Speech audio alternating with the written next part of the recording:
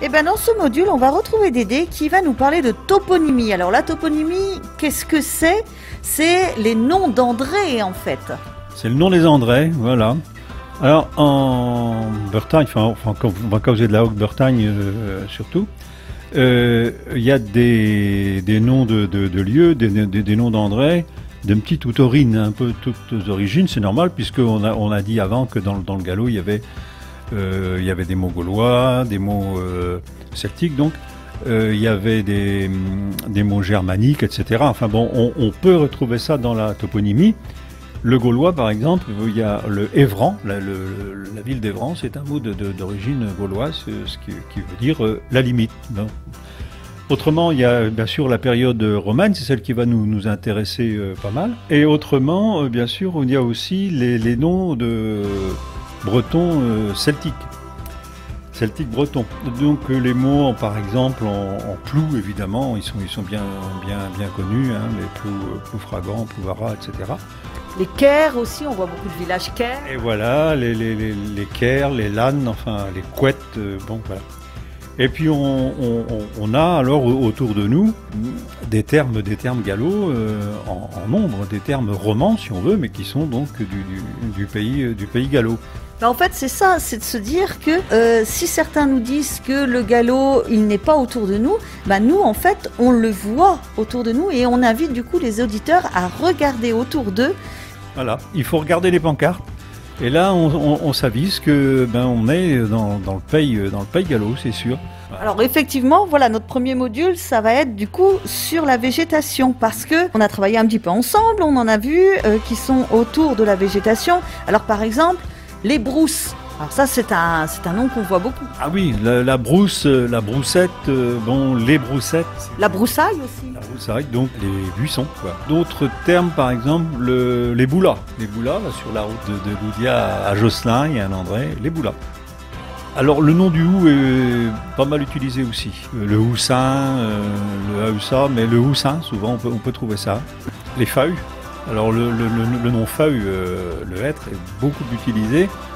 Alors moi par exemple, je me suis beaucoup baladée quand j'étais garçaille du côté de Bosmelia et il y avait l'allée des feuilles justement. L'allée des feuilles, oui, donc l'allée des hêtres. Alors évidemment on le trouve sous une forme, pas toujours sous la forme feuille bien sûr, rarement même, mais sous la forme faux, on peut le trouver. Ou feu, il y a le feu du Breuil. Quand on arrive à Trévet, quand on vient de Loudia, qu'on va à Trévet, on arrive au faux. FAUX, mais bon, c'est ni le vrai ni le faux, c'est le feuille quoi. Terment, qu'on accorde, il y en a un qui est courant et tout, qu'on voit souvent, c'est la coudray. La coudray ou le coudray, donc endroit planté de coudre, c'est-à-dire donc de noisetiers. Autrement, il y a ceux qu'on connaît mieux, la Chênaie. Alors à Saint-Hervé par exemple, il y a la haute Chênaie, la basse Chênaie. Launay. Donc le lieu planté d'aune. Autrement, un autre mot qu'on peut signaler, c'est la boissière aussi. C'est un mot qui renvoie au buis. Alors la Boissière qui est même une commune en fait d'Ille-et-Vilaine. Ah oui, il y a la Boissière en Ille-et-Vilaine, oui. Alors j'ai vu aussi moi les Jeannais. La Jeannais, c'est là où il y a les gens. Les gens, c'est-à-dire les agents, quoi. Donc tant que n'est-il d'autres des noms de piants, de bouées qu'il y a les entours, Suloudia. Alors, l'autre jour, du côté du Baudio, là, c'est une pancarte de la feuilleteline. Dis-nous donc, la feuilleteline. La feuilleteline, c'est l'endroit qui est planté de feuilles. On revient donc aux feuilles qui est un arbre emblématique. Et bon de même pour en fait la toponymie qui a un rapport avec la végétation. Allez, à bientôt pour un prochain module toponymie.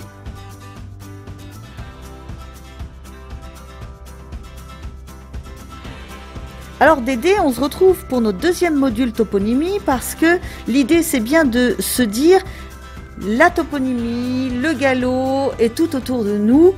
On a juste qu'à regarder les pancartes pour voir des noms en gallo sur les pancartes, les lieux de village, et les noms de rues. Donc on a tout ça autour de nous.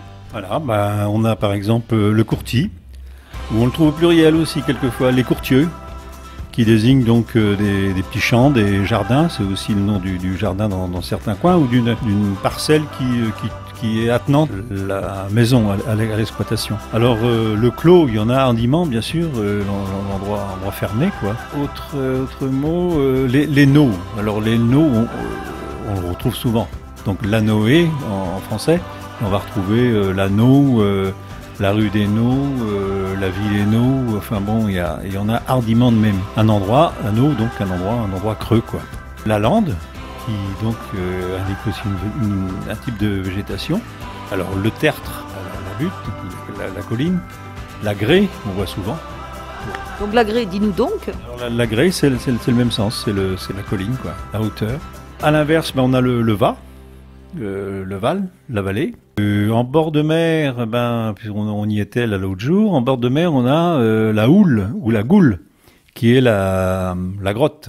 Ah oui, on a justement une belle histoire de la goule aux fées. La goule est fée. La goule est fée, oui. Un autre mot de bord de mer et tout, les miels. Oh là, les miels, qu'est-ce que c'est donc? C'est des endroits où on trouve des dunes, quoi. Voilà, c'est un mot d'origine scandinave, ce style-là.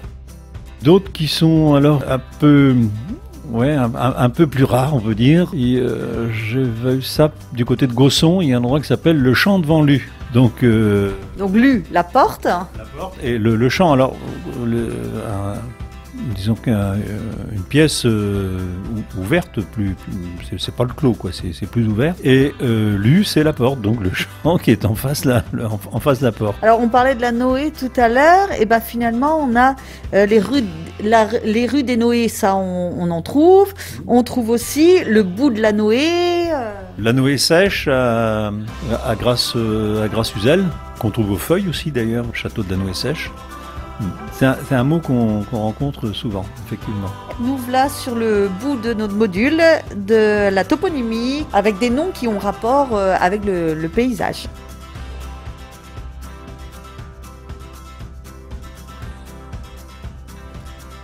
Bonjour Dédé, on va là encore à parler de toponymie, et là pour notre troisième module, on va plutôt parler des constructions humaines, les voies, les activités, les noms qui ont un rapport avec les activités, toujours dans cette idée de se dire que le galop, en fait, il est autour de nous.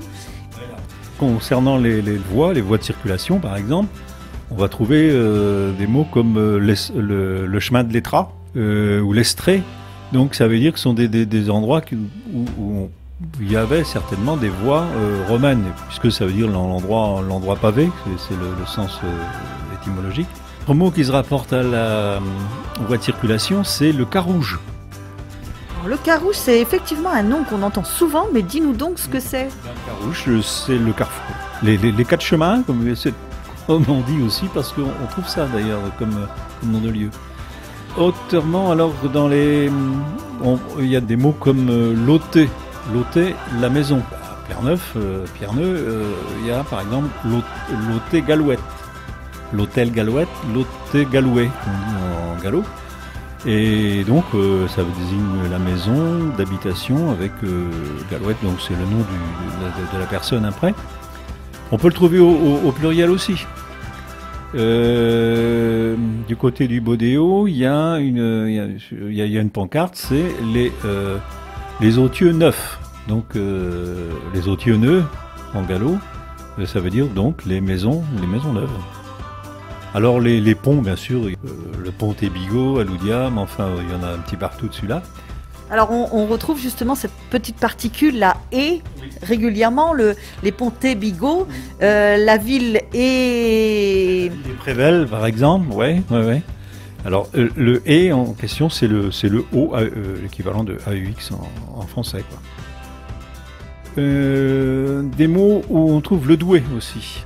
Le doué, donc le doué ou le dué, l'avoir, quoi. Ça, c'est aussi des noms de lieux qu'on peut retrouver. Les loges, par exemple à Loudia, il y a les loges Grandland, qui désignent donc une petite construction, cabane. Et puis, tu as fait allusion juste avant, la ville. Alors, la ville est ceci, la ville est cela. Alors, le mot ville, évidemment, vient du latin villa, qui désigne donc au départ une ferme. Un ensemble d'exploitation et d'habitation aussi. Et le mot villa donnait donc ville. Et alors là, on trouve ça, disons, très fréquemment. C'est un mot qui remonte au XIIe siècle à peu près. On a par exemple la ville Robey, la ville Robey et la ville Robert. Donc avec le nom de l'occupant, du propriétaire De la ferme. de la ferme, juste après. Ou alors la ville est. Voilà, des mots qui renvoient donc à des activités. Donc là, si on parle effectivement des activités qu'il pouvait y avoir dans le village, on parlait des fermes tout à l'heure, donc la tenue. Ah oui, une tenue, oui, bien sûr, une tenue pour désigner donc une ferme, un endroit tenu par un tel ou un tel. D'autres noms, par exemple aussi la ferrière. Hein, bon, bien sûr, ça renvoie à l'activité métallurgique. Hein. Les perrières, la perrière. Donc, l'autre activité, il s'agit de l'extraction de pierre. C'est la carrière, quoi. Un mot qu'on trouve aussi quelquefois par ici, c'est les écobues. Donc, les écobues, c'est un système d'exploitation qui consiste donc à brûler le chaume après la récolte. Voilà, quelques mots qui renvoient à ça. Alors, oui, je parlais des perrières tout de suite. Alors il y a un mot qui est proche de celui-là, c'est la pérouse. La pérouse, donc l'endroit où il y a de la pierre. Voilà, donc un petit échantillonnage des noms gallo que l'on peut rencontrer autour de soi. Alors je pense qu'il faut faire bien attention aux pancartes et puis essayer de voir, interpréter et s'informer aussi. Et on verra qu'il y a plein de termes qui sont des termes romans autour de nous, quoi. Mais effectivement, en fait, ça donne envie, quand on se promène, de regarder un petit peu les pancartes, d'ouvrir peut-être notre petit matin ou autre, et de voir justement si ça peut venir du gallo, quelle signification ça a, est-ce que ça a un rapport, donc tu nous l'as dit, avec le propriétaire, est-ce que ça a un rapport avec une activité qui s'y passait, est-ce que ça a un rapport avec les arbres qu'il y a le long d'une allée, par exemple ? Oui, parler l'allée des feuilles à Bosméliac, donc c'est ce qu'on peut appeler une rabine aussi. Voilà. Un endroit planté comme ça. Alors moi je me dis que tout ça, ça montre que le gallo est autour de nous, mais je me dis aussi que des communes qui sont en train de faire par exemple un lotissement ou en train de rebaptiser leurs bâtiments, les rues de la commune, peuvent aussi du coup s'inspirer du gallo pour appeler ces rues-là selon la végétation qui s'y trouve, selon les activités qu'il y a pu y avoir. C'est une bonne idée finalement. Ah oui, sûrement, plutôt que d'avoir la rue des moineaux ou la rue des écoles ou la place des mouettes. Voilà, je pense que ce serait bien de se pencher un peu sur ces termes-là. Je pense aux lotissements qui sont faits ici ou là. Il y a certaines, forcément, c'est sur de terrains agricoles. Ça, c'est encore autre chose. Mais il y a des noms. Les champs qui sont là, ils ont des noms dans ce coin-là. Bon, pourquoi ne pas s'inspirer de ça justement pour nommer des rues, des quartiers. Oui, bien sûr. Eh bien, en te remerciant bel et bien pour tout ça, parce que ça nous inspire pour nos balades et aussi, pourquoi pas, pour aménager notre territoire. Eh bien voilà, écoute, en te remerciant, et puis un des jours. Ah, tchokan des choux.